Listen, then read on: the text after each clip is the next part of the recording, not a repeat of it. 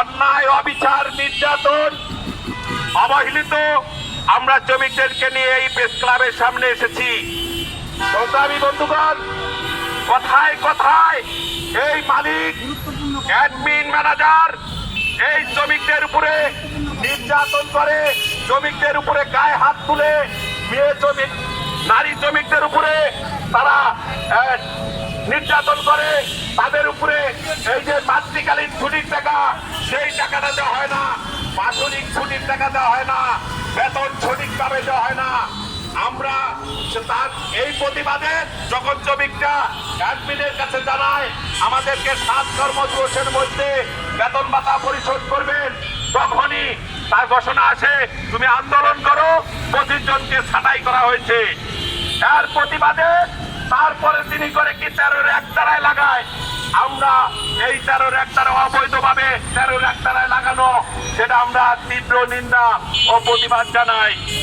সংগ্রামী সাথী বন্ধুগণ, আজকে আমাদের ঢাকায় এসেছি আমরা কলকারখানা অধিদপ্তরকে ঘেরাও করতে।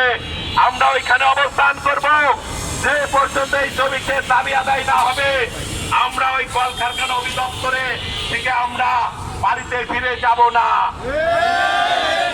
সংগ্রামী বন্ধুগণ, আমরা দেখেছি কয়েকদিন আগেও এই মালিক 3 জন শ্রমিককে গায়ে হাত তুলেছে, কলারের মধ্যে মারধর করেছে, আবার ঝুট ব্যবসায়ী দিয়ে তাদেরকে হুমকি দামকি দেওয়া হচ্ছে, তাদেরকে ওই স্থানীয় লোক দিয়ে তাদেরকে এলাকায় থাকতে দিবেন এই শ্রমিক ভাই বোনদেরকে এই হুমকি দিয়েছে।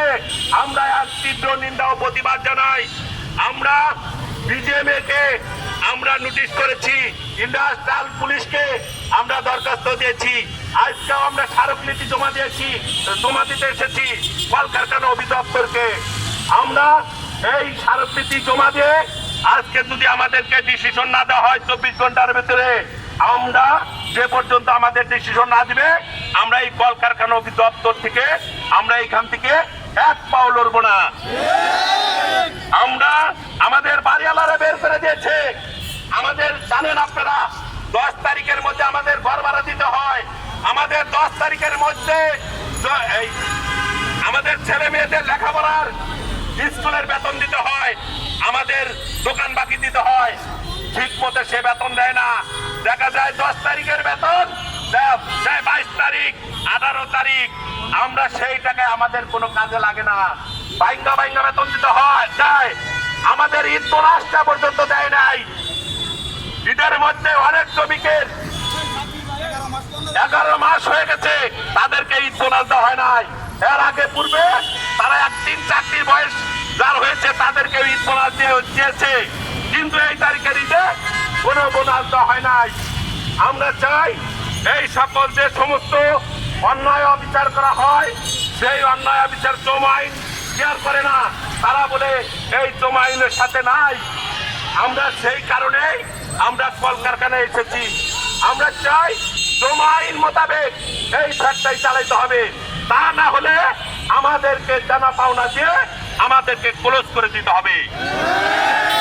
আমরা গরিব মানুষ, আমরা খেটে খাওয়া মানুষ, আমরা গ্রাম অঞ্চল থেকে উঠে এসেছি, আমরা আইন কাইন বুঝি না, আমরা শ্রমিকরা আমরা ভাত খাই, অফিসে যাই, আবার বাসায় চলে আসি, আবার সকাল 8টার আগে 6টার আগে উঠতে হয়, একই সঙ্গে সংশ্লিষ্ট কর্তৃপক্ষের দৃষ্টি আকর্ষণের লক্ষ্যে কলকারখানা ও প্রতিষ্ঠান অধিদপ্তর ঘেরাও কর্মসূচি আমরা আইন কাইন কিছুই 10 বুঝি না। ঘটিকায় আমরা চাই আয়োজনে সবুজ বাংলা গার্মেন্টস শ্রমিক ফেডারেশন শ্রম আইন মোতাবেক জাতীয় প্রেস ক্লাবের সামনে দেখতে চালাতে পাচ্ছি। হবে।